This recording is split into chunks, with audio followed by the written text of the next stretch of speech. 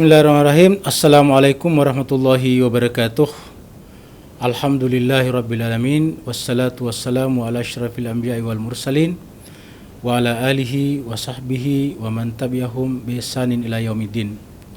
Pembahasan kita kali ini adalah ayat 2 atau ayat 3 daripada surat Al-Baqarah. Di dalam ayat 3 Allah mengatakan alladzina yu'minuna bil ghaib.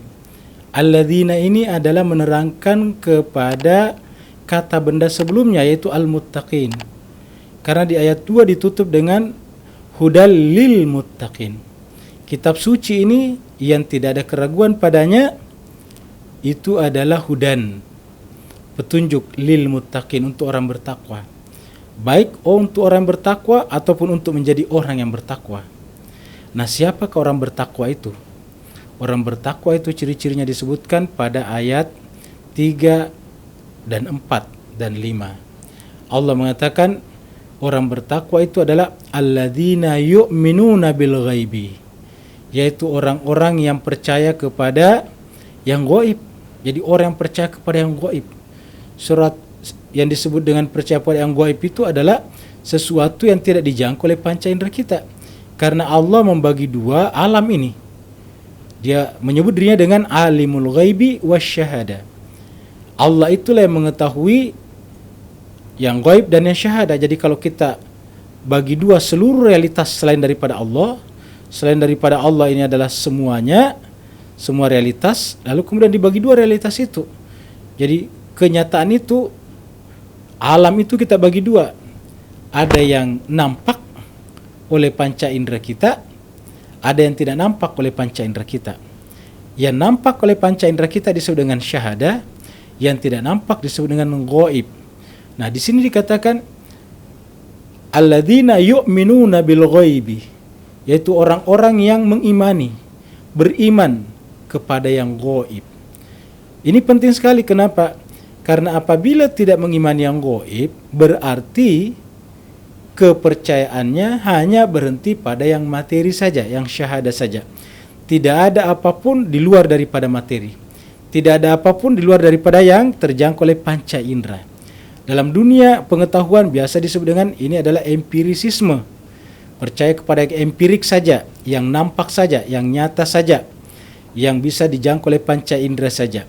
Tidak percaya di balik itu. Nah, maka Al-Quran mengatakan selain daripada yang syahada ada yang gaib. Nah, ciri orang beriman, pembedanya dengan yang lain, orang bertakwa adalah percaya yu'minuna bil ghaib, beriman kepada yang gaib.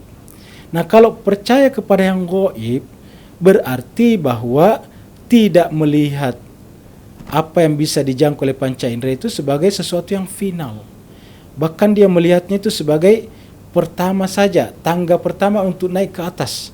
Di atasnya masih ada lagi, ada yang gaib di atasnya. Dan nanti yang gaib itu mungkin bertangga-tangga lagi, bertingkat-tingkat lagi. Yang nampak ini hanyalah permukaannya saja. Di balik permukaan ini ada lagi. Dalam terminologi yang lain, dalam istilah yang lain, gaib ini biasa diartikan juga dengan al-mulk. Yang syahada diartikan dengan al-mulk. Yang gaib ini adalah yang malakut. Maka kita lihat alam pun terbagi dua kata Tuhan dalam Al-Quran, yaitu ada mulki yang nampak, alam semesta yang kelihatan, dan ada yang malakut. Kita lihat misalnya Allah berfirman, tabarakalladzi biyadihil mulk.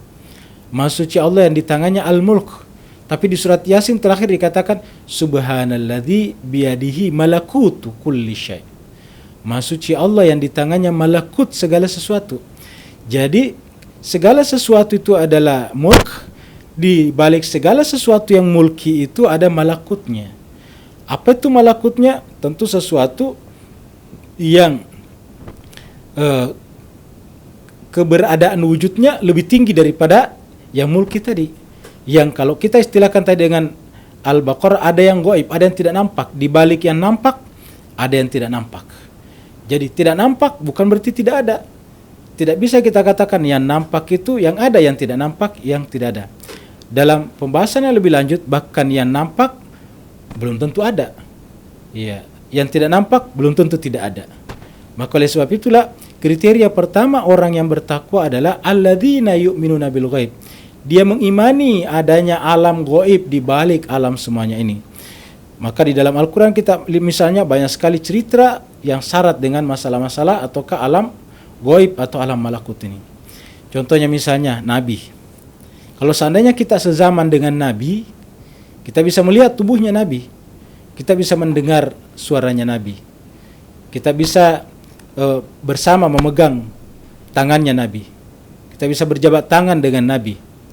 Tetapi tentang kenabiannya, tentang penugasannya dari Allah, tentang kedatangan wahyu kepadanya, apakah itu bisa dilihat? Tidak bisa dilihat. Jadi bagi mereka yang melihat Muhammad pada saat itu sebagai Muhammad orang Arab tetangga mereka, mereka tidak akan percaya kepada kenabiannya. Bahkan mereka menuduh Muhammad hanya sebagai tukang sihir, orang yang kemasukan jin, orang gila dan sebagainya. Orang yang hanya ingin mencari pengaruh saja. Karena apa? Karena mereka melihat Muhammad sebagai manusia biologis biasa seperti yang lain. Tidak bisa melihat bahwa di balik itu ada sesuatu yang disebut dengan gaib, ada malakutinya. Ini mereka tidak bisa faham.